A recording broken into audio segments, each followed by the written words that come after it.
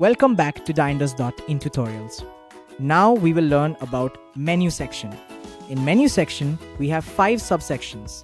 We will discuss one by one. First, menus. Here we can add menus like breakfast, lunch, snacks, dinner, etc. To create menu, just go to add menu, enter the menu name. Here I am creating menu for lunch and click save. That's it. You have successfully created a menu. Now we will move to menu items section. This is the area where we are going to add dishes or items to our menu. To add items, click on add menu item and enter your item details. Here I am adding chicken biryani for example. Adding item description. Select menu, select item category. You can create item category by clicking gear button here and type item category and click save. Select which type of dish it is. Here I am selecting non-veg. Enter preparation time. Select yes. And it is highly recommended to select image of item for better understanding to customers while ordering. Now enter item price and click save. If your dish has several variations, just click this checkbox and enter your variation name with prices and save it.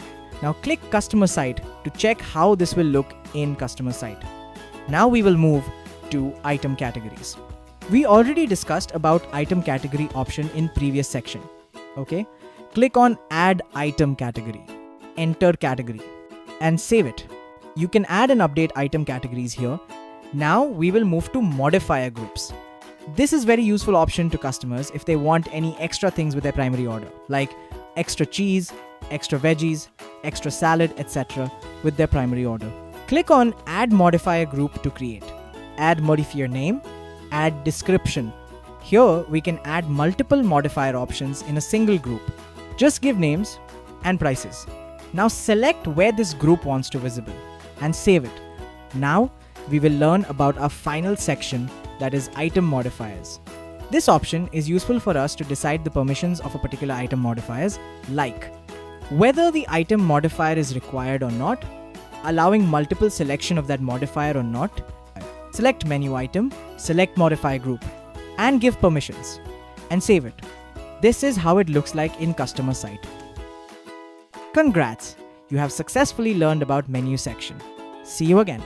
Cheers!